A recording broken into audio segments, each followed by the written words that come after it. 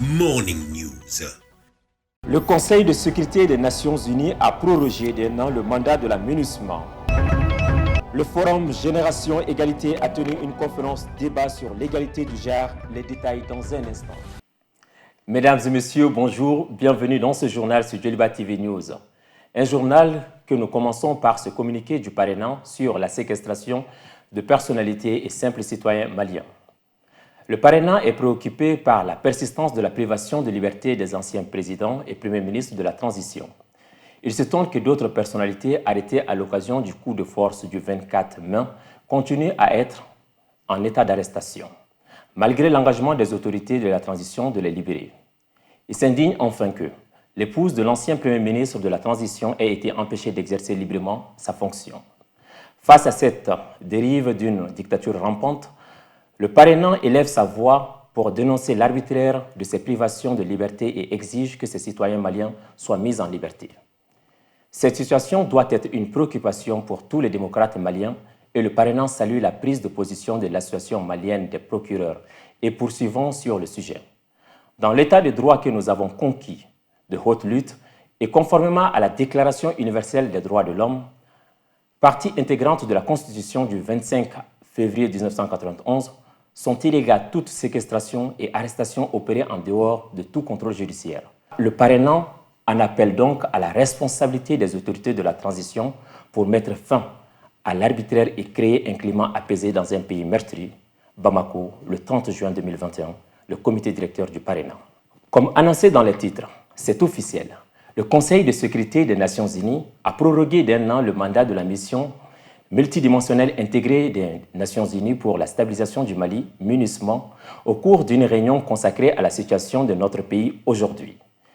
Dans sa résolution 2584, le Conseil de sécurité a décidé de proroger le mandat de la MINUSMA jusqu'au 30 juin 2022 et que l'effectif maximal de la MINUSMA reste fixé à 13 289 militaires et 1920 policiers. Selon le Conseil de sécurité des Nations Unies, la MINUSMA devait prêter une attention particulière aux principales agglomérations et axes de communication, protéger les civils, surveiller les droits de l'homme, mettre en place des conditions indispensables à l'acheminement de l'aide humanitaire et au retour des déplacés, à l'extension de l'autorité de l'État et à la préparation des élections libres, ouvertes à tous et pacifiques.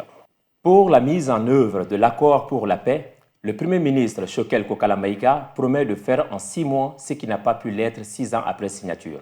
Un engagement qu'il a pris lors de la 43e session ordinaire du comité de suivi de l'accord CSA.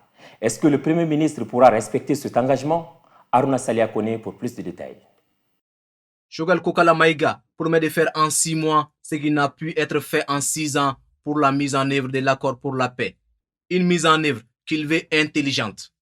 Cet engagement a été pris lors de la 43e session ordinaire du comité de suivi de l'accord. Faire en 6 mois ce qui n'a pu être fait en 6 ans relève du miracle selon beaucoup d'observateurs. Hier, président du M5-RFP, Choguel Maïga dénonçait avec virulence l'accord d'Alger qui, selon lui, contient des germes de partition du Mali. Depuis, les choses ont changé. Il est devenu Premier ministre de la transition. Cette posture d'antan avait créé une méfiance du côté de la CMA quand sa nomination se confirmait. Après une rencontre entre le président Assimi et les ex-rebelles en sa présence, la CMA a réitéré son soutien à la transition et confirme qu'elle a obtenu un gage sur l'application de l'accord. Quelle est cette garantie? La confiance semble être établie entre le Premier ministre et la CMA, mais on se demande s'il n'est pas dans l'effet d'annonce. En se référant sur le dernier rapport du Centre Carter, l'accord pour la paix est loin d'atteindre ses objectifs. Selon le même rapport, sur 85 000 combattants préenregistrés, seulement 1840 ont intégré des mécanismes d'opération et de coordination MOC. Un mécanisme de DDR en panne et un MOC-P efficace. En plus de cela, la question du DDR et de sa conduite est loin de faire consensus au sein du comité de suivi de l'accord. Ce manque de consensus entrave le processus de mise en place d'un plan d'action clair. En effet, il semble que le nombre de combattants enregistrés au DDR soit largement supérieur aux effectifs réels des groupes combattants. Le Premier ministre a promis de faire le miracle.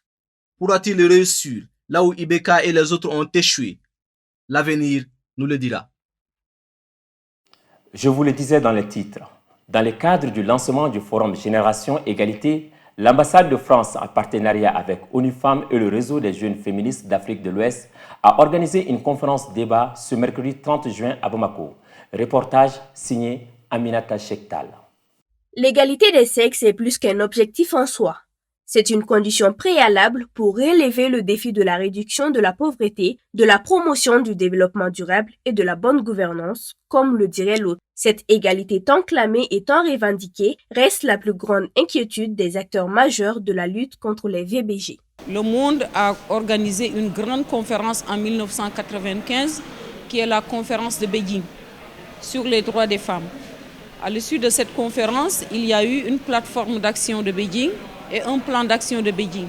Rassemblement mondial en faveur de l'égalité entre les hommes et les femmes, le Forum Génération Égalité est accueilli conjointement par les gouvernements de la France et du Mexique. Placé sous le thème de l'autonomisation des femmes et le droit à disposer de son corps, cette conférence était l'occasion pour le réseau des jeunes féministes d'Afrique de l'Ouest de montrer une fois de plus leur engagement pour la cause des femmes et des jeunes filles stigmatisées.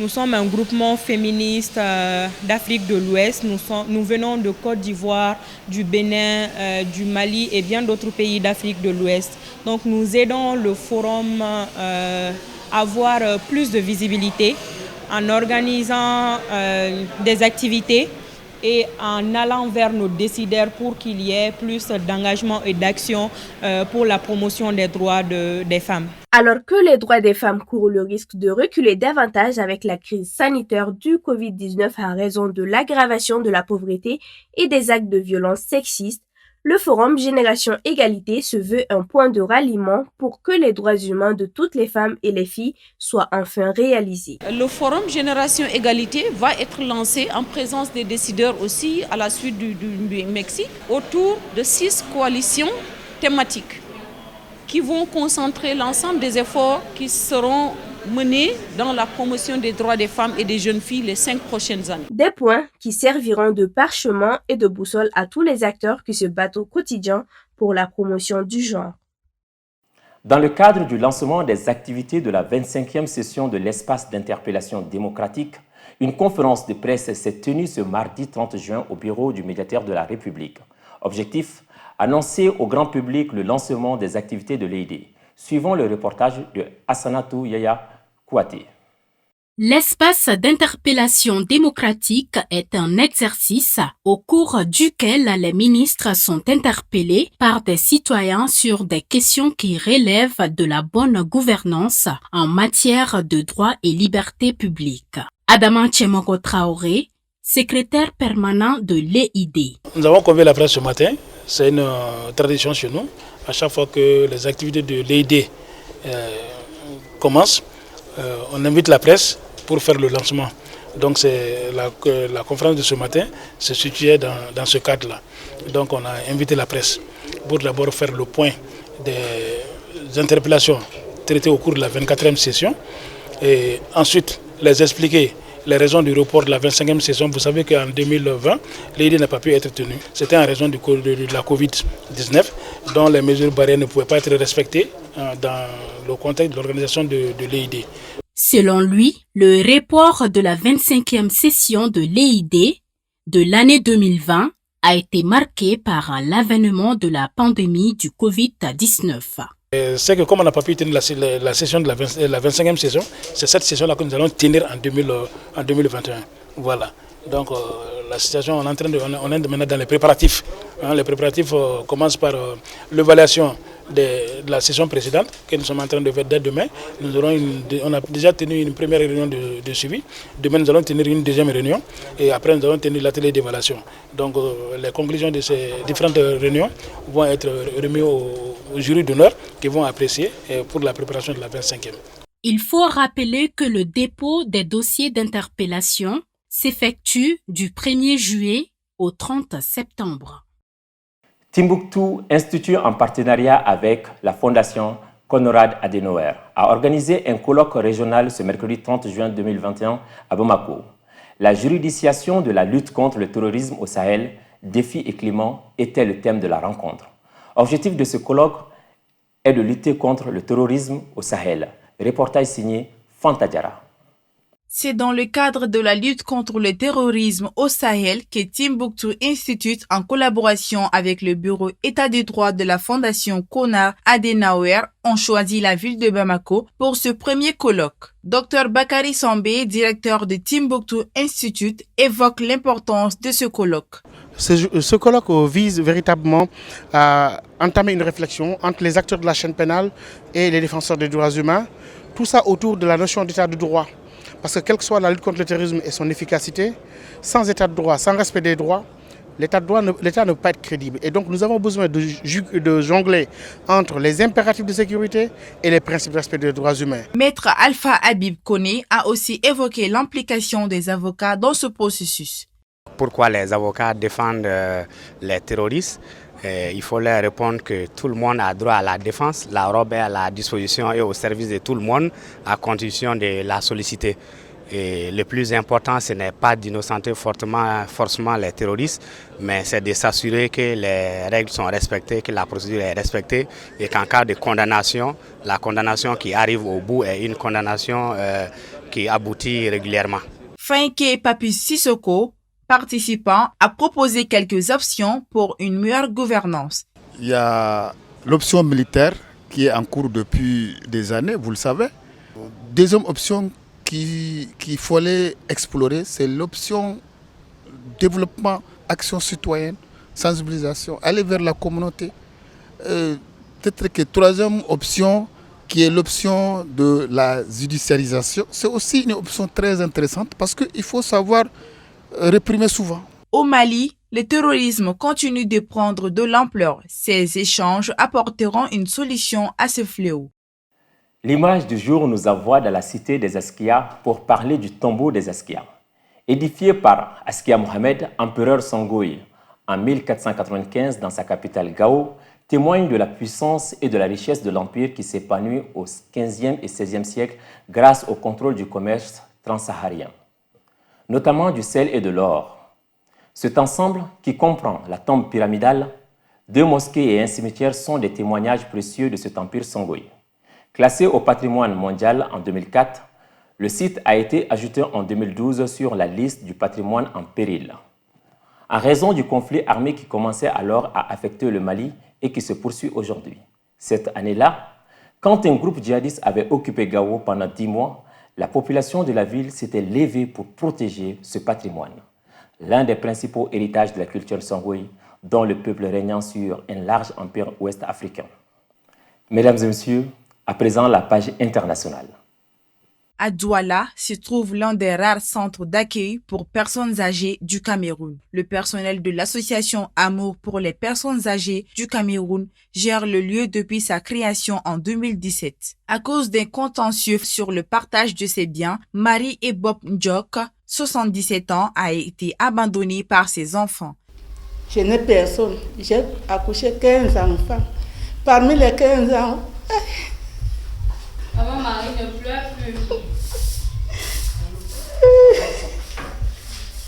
Ça me fait mal. Les enfants me disent que je suis sorcière, je suis ceci, je ne sais pas. C'est à l'heure du déjeuner pour les 8 habitants de la maison de retraite de Douala.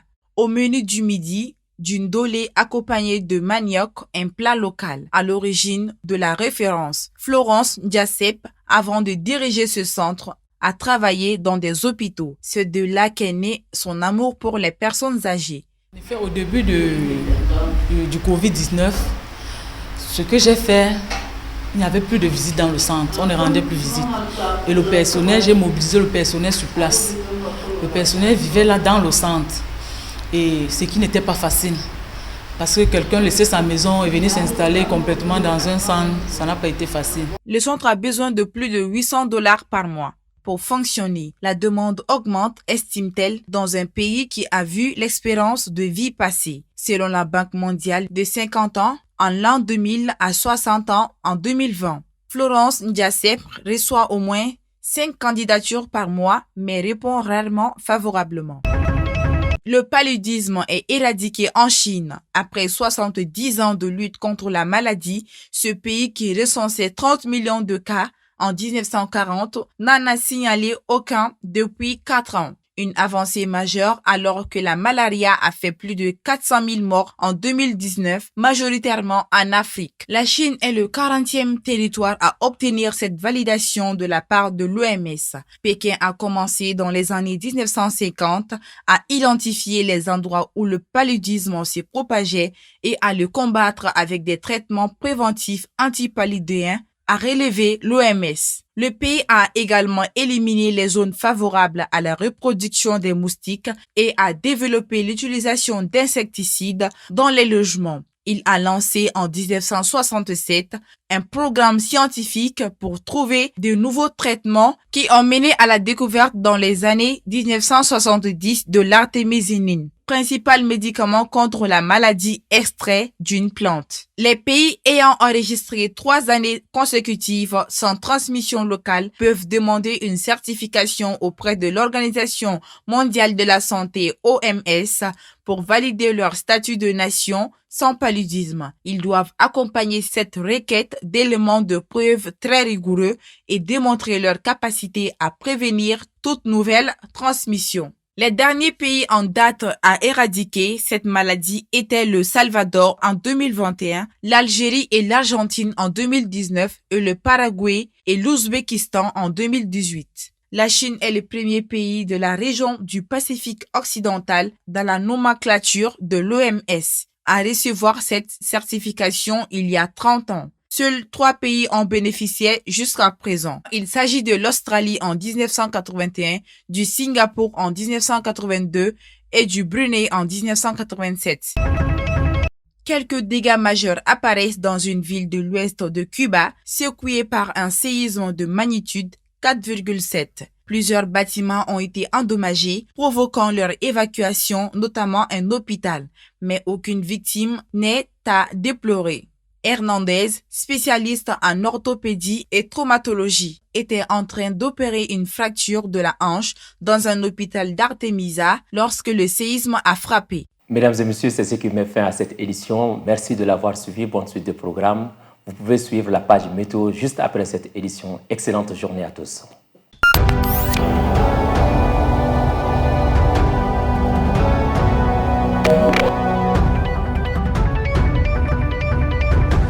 Joliba Morning News.